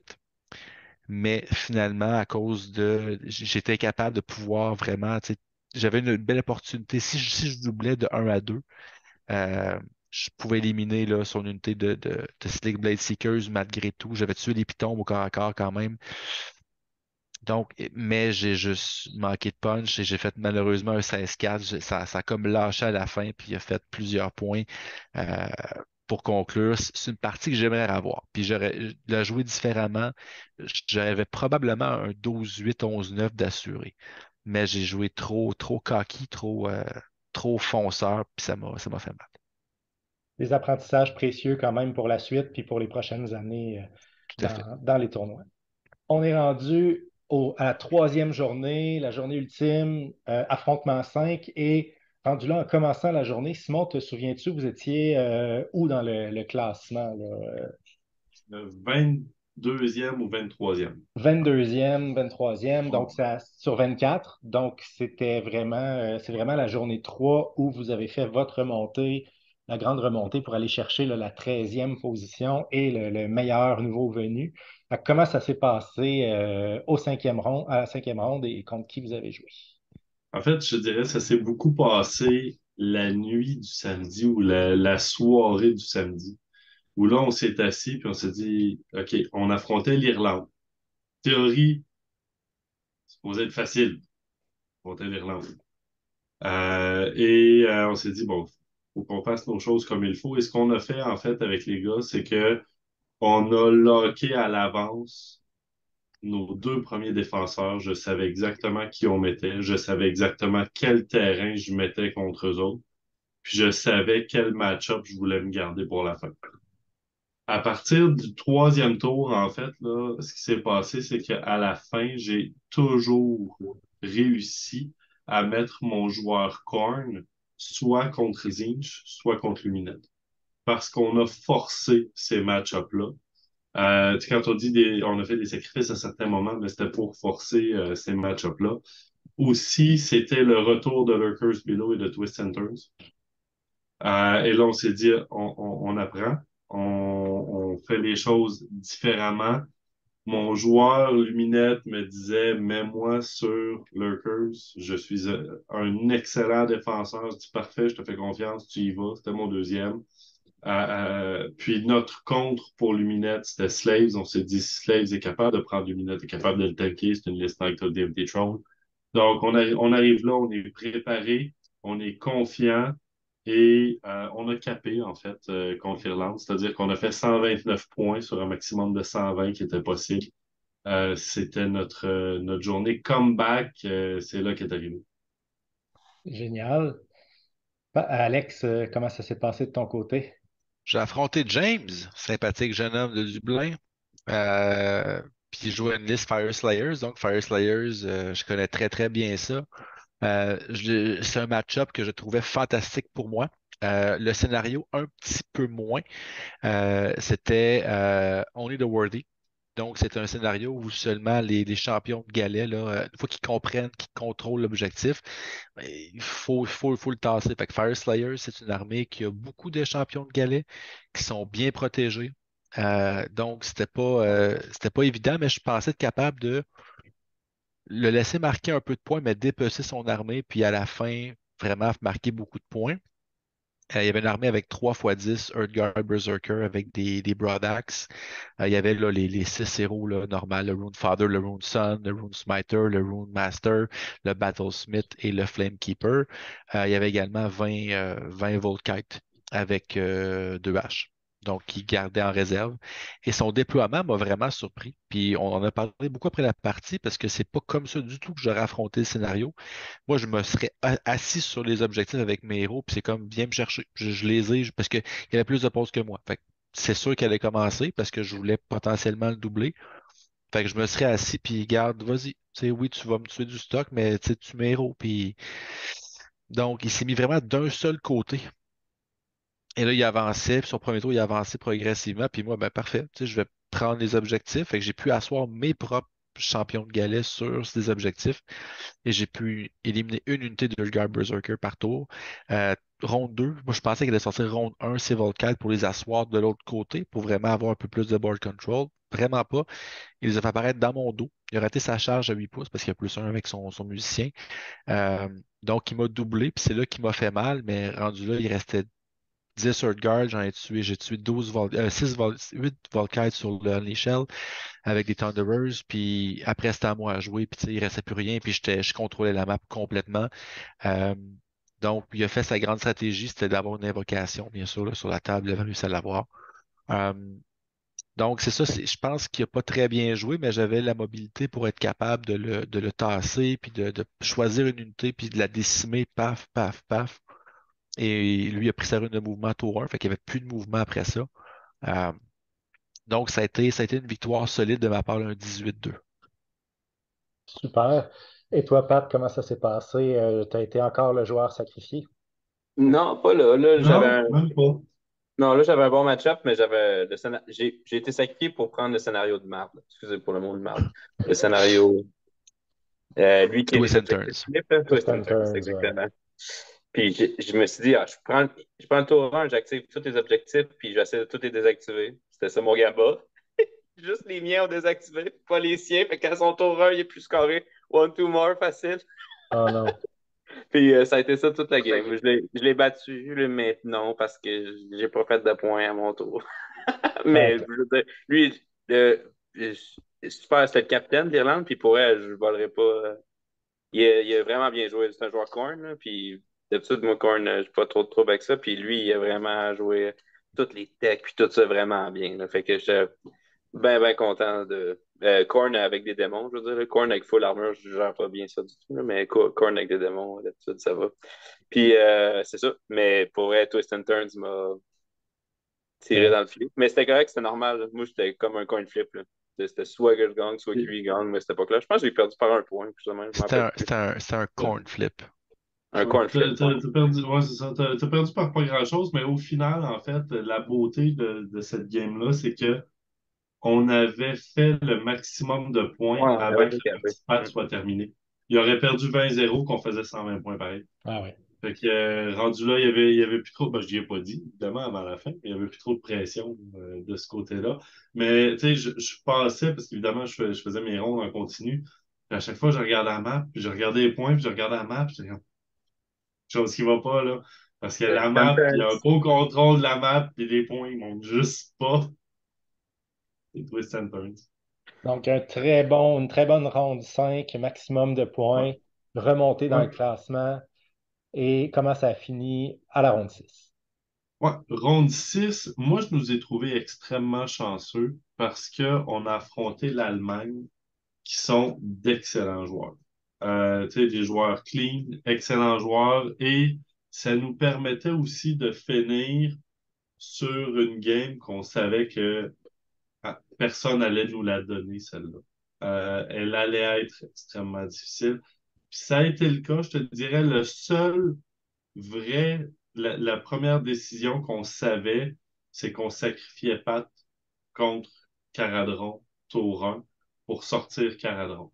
Parce que quand on regardait les match-ups, on arrivait que cette liste-là, dans les scénarios qui étaient joués, j'avais juste 2 bons match-ups contre Caradron, puis mes 6 autres étaient soit neutres, que je savais pas ce que ça allait donner, soit ils se faisaient écraser. On a dit, bon, mais parfait, on va y aller comme ça, on va sacrifier Fek, on va sortir Caradron. Puis, ça nous a permis quand même de s'en sortir pas si mal. On a fait quelques décisions, tu vois, qu'on pensait qu'ils étaient correctes, puis finalement, ne l'étaient pas tant. On a mis notre armée de Nurgle contre Nighthunt, mais Nighthunt en Quicksilver. Puis là, tout le monde disait, ah, mais non, il y en a de le Ward et tout. Je dis oui, mais statistiquement, s'il avait joué les Blade Geist, il faisait plus de dégâts que d'annuler le Ward. Ce qui était tout à fait correct, mais on s'est fait doubler puis on a perdu par rapport à ça parce qu'autrement, ça s'en sortait pas si mal. C'est la game qui m'a fait faire le plus de cheveux blancs. C'est la game où le dernier, faut comprendre, là, c'est la dernière game du tournoi. On ne sait pas où on va finir. On espère fort le top 10 encore, on y croit. Toutes les games sont finies sauf la game de Oliver Dempsey qui joue sur Prize of Galet, Slaves to Darkness contre Zinch, probablement dans le top 3 de meilleurs joueurs Zinch au monde actuellement. Le score, une fois qu'on a additionné les points de mes 7 games qui sont finis, c'est 70-70. Et les 2 enfoirés n'ont pas noté sur leur feuille où ils sont rendus dans le score. Fait qu'on peut pas savoir qui gagne ou qui perd. Parce qu'il n'y a personne qui l'a noté. Alors que toutes les autres fois, c'est noté. Tu as des feuilles, battle tactique, réussi. C'est quoi les autres? Non. Dernière game, ils notent pas ça. Fait que je regarde les clocks. Il reste 5 minutes à chacun des joueurs sur chacune de leurs clocks. Le joueur Zinch a cloqué en premier à 2 minutes près de Oliver, qui aura cloqué juste après. Ce qui aura fait qu'on gagne cette partie-là par 1 point, qui nous a donné un 82-78, parce qu'on a gagné la dernière game par 1 point, les 2 joueurs ayant busté leur clock. Puis là-dessus, écoute, cette dernière game-là, 2 plays, tu sais, j'ai dit on a sacrifié Pat. Pat, ça a été le maître du grinding de points dans sa dernière game. James a été sacrifié lui aussi. James jouait Luminette contre Beast of Chaos dans Path of a Champion. On pensait qu'elle allait faire 0-20. Il est allé chercher 2 points. Tous ces petits points-là ont fait qu'on a regagné contre l'Allemagne 82-78. Génial. Et ça vous a permis de terminer au 13e rang du Au classement. 13e rang, exact. L'Allemagne a fini 14e. Ah! Donc, c'était vraiment, ça se jouait vraiment pour le classement, là. Alex, comment ça s'est passé cette dernière partie? Ouais, j'ai affronté Patrick, donc autre sympathique joueur qui jouait les Idonet Deepkin, donc un match-up pour les Caradrons qui n'est pas toujours de tout repos, donc avec plusieurs règles qui sont difficiles pour nous au niveau là, de choisir nos cibles et ces choses-là. Donc, il jouait une armée avec un Achillean King, un Eidolon of the Sea, et jouait un Soulscryer pour arriver avec des unités en réserve, deux unités de 20 Namarti Reavers, une unité de 10 Namarti Thrall et 6 Morrsargar, donc les anguilles de corps à corps. Et ben, ça a été, on jouait sur Position Overpower, donc celui on est une zone restreinte et deux objectifs qui quittent au début de la quatrième ronde. Euh, il avait une seule pause, donc il m'a fait jouer en premier. Il m'a fait et j'ai pris donc les objectifs du côté grâce à un vol en altitude du bateau et à une course à 2d6 de mes Arconautes, donc j'ai pu faire le maximum de points. Et bien sûr, il avait là, son effet de marée qui fait que je ne peux pas choisir une cible à plus de 12 pouces. Donc, je me suis mis à 12 pouces de son unité de Namarti Citral. Mais c'était un genre de pari. Mais en même temps, il avait gardé 20 archers en réserve et les autres étaient vraiment de l'autre côté, tout comme ces Morrsargard. Donc, je me disais, ben, à son tour, je vais éliminer ces 10 Reavers, ces 10 Thralls pour avoir ma tactique de bataille. Et il va probablement amener ses 30 archers, puis amener les autres, mais il ne pourra pas tous tirer ou pas vraiment tant que ça. Et statistiquement, s'il tire sur mes Thunderers dans mon bateau, avec une 2 plus de sauvegarde malgré son Ren, il ne fera pas grand-chose. Puis s'il me tire sur le bateau, je pense pas qu'il va être capable de me le décimer. Et là, s'il colle, c'est qu'il va avoir amené toute son armée à un seul endroit. Euh, et ça, donc, j'avais préparé une belle ligne de tir avec mes autres Thunderers, avec mes Engine Riggers. Fait que c'était un genre de piège. Est-ce qu'il va prendre le piège? Il ne l'a pas pris. Il a mis ses Reavers de l'autre côté, ce qui me plaisait aussi. Et bien sûr, il a pas suffisamment fait de dommages sur mon bateau. Et ben, à l'inverse de ma partie contre Slanesh, où j'avais perdu toutes les initiatives, là, j'ai gagné toutes les initiatives. Donc, j'ai pu vraiment dépecer son armée petit peu à petit peu. Ses anguilles et son roi ont fait mal un tour dans 10 Thunderers, mais j'étais prêt en contre-charge après ça. Fait que j'ai sacrifié 10 Thunderers et un Chemist pour absorber son tour 3 avec son roi, avec ses anguilles de corps à corps. Et après ça, ben, j'ai pu allègrement là, détruire là, unité par unité, de sorte que je l'ai tablé en fait là, à la ronde 5. Euh, donc, ça a été une bonne victoire. Il a quand même fait beaucoup de points, réussi beaucoup de tactiques de bataille. Je pense que Simon, tu me corrigeras, mais je pense que j'ai fait une victoire 17-3, si je ne me trompe pas. Exact. Donc, voilà. Donc, somme toute, euh, 4 victoires, 2 défaites dans mon tournoi. Donc, très, très heureux pour une première performance là, au Worlds. Très honorable. Et Oui. toi, Pat, ça, tu finis sur une note positive? Ah, mais hein. Euh, Moi, je parle en allemand un peu, puis je les entendais parler. Ah, ils ont mis sur le même position overpower, ils ont mis Flash Eater sur défendant, puis ça va être facile. Je suis comme, OK, là, ils m'ont craqué. Là. Fait que là, mais Parce que tu as pu espionner parce que tu comprends un peu l'allemand. oui, c'est ça, exactement. Mais c'est correct, on a le droit. Là. Normalement, tu as le droit de parler la langue que tu veux. Oui, Ouais. Tu sais, nous autres, on parle en français aussi, quand Simon puis moi, on parle ensemble. Mettons, ou Alex puis moi, on parle ensemble. Anyways, fait que j'ai joué contre leur capitaine, je pense, Max. Max, ouais. Ouais, Barman, ouais. ouais. Ouais, moi, j'ai joué contre ben des capitaines. C'était le fun. Puis c'est ça. Écoute, mais on joue dans un scénario que moi, d'habitude, j'ai tellement un bon match-up dessus, parce que je peux summoner des Galley Champs sur l'objectif super loin, puis summoner un screen pour que. Puis quand tu joues Caradron, tu peux pas te téléporter. Tu sais, il faut que tu te téléportes à 9 pouces, fait que tu peux pas débarquer sur l'objectif. comme, sur l'objectif, c'est ça. Fait que dans le fond, ultimement, j'ai joué pour les points 100% du temps. Euh, j'ai sacrifié mon dragon tour 1 pour essayer de tuer son Kémis. Ça, c'était cool, là, Son mais bridge, ouais. ouais, c'est ça. J'ai roulé sur 4 attaques, j'ai roulé 4-4. Puis c'était 5 plus rerolling dans le fond, là, parce que. Mais les 4, tu peux pas les reroll parce que c'est une vieille règle. Fait que j'étais comme, oh. Mais c'est pas grave. Puis après ça, ben, j'ai réussi à screener toute la map. Fait que tour 1, il m'a juste tué 2 fois 10 ghouls. Puis même s'il me doublait, il me tuait pas grand-chose. Il allait me tuer 9 horreurs. Il m'a doublé. All-in avec le pont, tuer 9 horreurs. Moi, j'étais allé scorer les objectifs. Puis dans ça, c'est que tu peux faire 6 par tour. Là. Fait que lui, il a fait 3 son tour 1, moi j'ai fait 6. Il a fait 3 son tour 2, moi j'ai fait 6. Puis là, si je colle, je refais 6, puis il va refaire 3. Là. Et là, il a repris l'initiative, fait que c'est correct. Là, il a fait 5. Moi, j'ai fait 5. En tout cas, c'est vraiment une question d'initiative, mais contrairement à Alex, moi, je les ai toutes perdues encore. Mais ça a duré jusqu'au tour 5, j'ai réussi. Puis je me suis presque pas battu, dans le fond. J'ai vraiment juste joué pour les objectifs. Je m'étais gardé mes batailles tactiques de côté. C'était ma plus belle game. J'ai vraiment Ouais. bien joué. Là.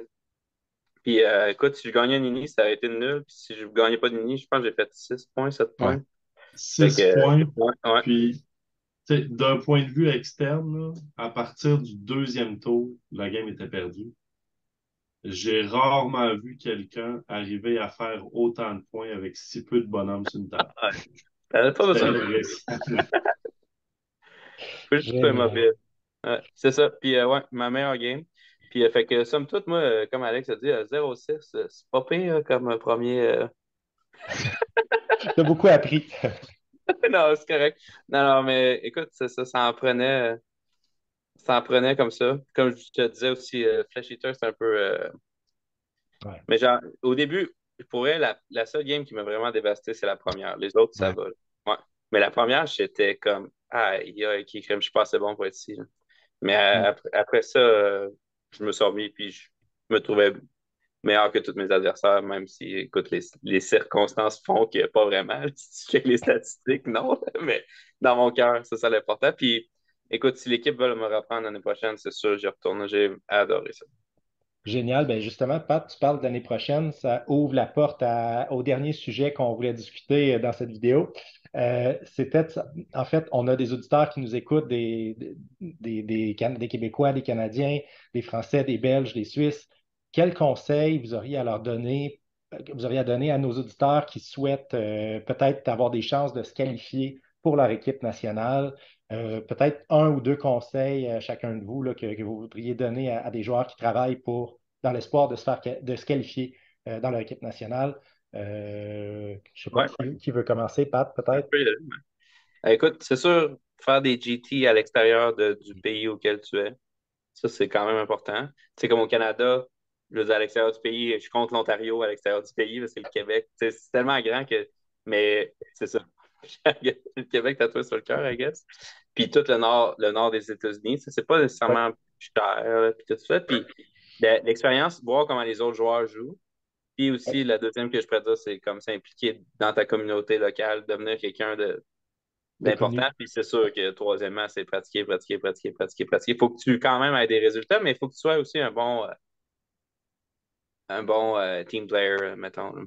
Ouais, être un joueur d'équipe, être connu, puis Exactement. surtout, c'est un super bon conseil de changer de méta. Tu sais, vous l'avez Oui, dit oui. tantôt, vous avez été surpris par le méta là-bas parce que nous, ici, notre méta local joue un style très agressif, beaucoup de listes très agressives. On a souvent des parties qui sont terminées au tour 3 dans les tournois.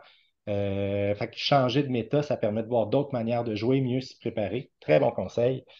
De ton côté, Alex, qu'est-ce que tu ajouterais comme conseil? Ben, oui, c'est jouer, jouer, jouer, ça c'est sûr. Puis je dirais aussi lire, lire, lire. Donc, apprendre les autres armées, apprendre Hmm. un peu tout en fait. C'est plus on a de connaissances sur les différentes armées, je pense plus on peut être outillé pour bâtir une liste puis être capable de répondre à la plupart des menaces. Puis je dirais, puis ça c'est, je pense que c'est une discussion qu'on va avoir à l'interne aussi parce qu'en date d'aujourd'hui, on n'a pas encore eu notre débriefing, ça se fera sous peu. Mais tu sais, je pense que devenir tu sais, joueur d'équipe, pour moi, ça passe, puis je suis un fervent défenseur et je le suis depuis le début, de prioriser les plans de bataille. Donc, Mhm. et non les match-ups, et non les. Donc, je pense que c'est s'entraîner, Pat l'a dit, jouer, jouer, jouer, là, mais c'est s'entraîner sur. C'est cibler en fait, là, OK, toi, dans notre équipe, on va te mettre sur c'est quoi tes plans bataille que tu es fort? On va essayer de te mettre là-dessus. Fait que c'est vraiment avoir le plus de games contre le plus de listes dans le plus grand nombre de méta possible. Ça, je pense que c'est la clé. Puis, pour vrai, puis c'est un peu bizarre à dire, mais moi, c'est ça que je veux vraiment appliquer, même là. Euh, Jouer avec l'intention. Tu sais, on en a parlé au début de la vidéo, là, tu sais, de dire, de déclarer ses intentions, c'est quoi? Qu'est-ce que je veux faire? Si je bouge cette unité-là, je la mets à plus de 9 pouces pour pas qu'elle redéploie. Ça rend tellement les parties plus claires. Puis en fait, ça te conditionne à OK, je réfléchis tout haut, je fais pas une erreur de mouvement parce Ouais, que ça mon te rend meilleur. intention. Exact, exact, tout à fait. Puis ça, moi, je pense que c'est la première chose là, que je retiens, là, c'est vraiment ça, là. Déclarer ses intentions, puis moi, je pense que ça, c'est quelque chose. Jouer comme ça, là, puis être le plus clair possible avec l'adversaire, moi, je pense que c'est vraiment gagnant-gagnant. Simon, de ton côté? Ben, la majorité a déjà été dit. Maximum de GT que vous êtes capable de faire, se faire connaître. La sélection de l'équipe, c'est ben oui, c'est quoi ta performance, mais aussi est-ce qu'on a des feedbacks, est-ce qu'on te connaît, fait que si t'es bon, t'as gagné 2 GT, mais que personne te connaît à part le fait qu'on a vu ton nom sur un top, ça se peut que tu fasses pas d'équipe pareille. C'est un jeu qui est là pour socialiser avec les gens, mais ça fait partie, c'est le plaisir, en fait, qui est là. Mais je rajouterais un autre point, ça touche un peu ce qu'Alex a dit, de montrer que tu es capable de maîtriser plus qu'une ou deux armées.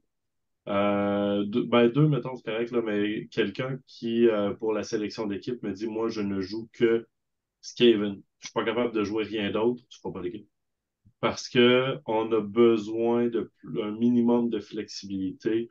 Tu sais, le meilleur exemple que je peux vous donner là-dedans, là, c'est Oliver Dempsey est un joueur de base qui est un joueur Daughters of Cain. Daughters of Cain. Pur, dur, c'est le maître des Daughters of Cain. Puis on l'a dit, écoute, Oliver, Daughters of Cain, dans le méta actuellement, ils sont pourris. Qu'est-ce que tu veux faire? Et il a dit, je prends Slave to Darkness. Puis il a pratiqué comme un fou Slave to Darkness à partir du moment où il a dit c'est ça que tu prends, il a passé 4 mois, je pense, à pratiquer que ça, à jouer que ça, pour être au niveau nécessaire pour les Worlds. Mais tu sais, si on n'avait pas connu le joueur puis savoir qu'il était en mesure de prendre une nouvelle armée puis de la maîtriser en 4 mois, il n'aurait pas fait l'équipe. Mhm. Parce que tu peux pas arriver en étant un joueur de juste une armée, en fait. Donc, il faut connaître les listes adverses, mais il faut aussi montrer que tu es capable de jouer un peu autre chose si l'équipe en a besoin parce que ça fait partie des nécessités d'un tournoi d'équipe. Très intéressant. Écoutez, merci énormément, les gars, pour le partage d'expérience. J'espère que ça va avoir intéressé nos auditeurs, mais certainement, ça va avoir été intéressant de partager ces apprentissages-là. Donc, je vous souhaite bonne chance pour la suite. J'ai bien hâte de voir quelle sera la composition de l'équipe aussi pour l'année prochaine. Puis, on peut s'attendre à ce que la deuxième expérience soit encore meilleure, en fait, là, avec tous les apprentissages que vous avez faits. Donc, sur ce, ben, il ne me reste plus qu'à vous souhaiter bon Wargaming.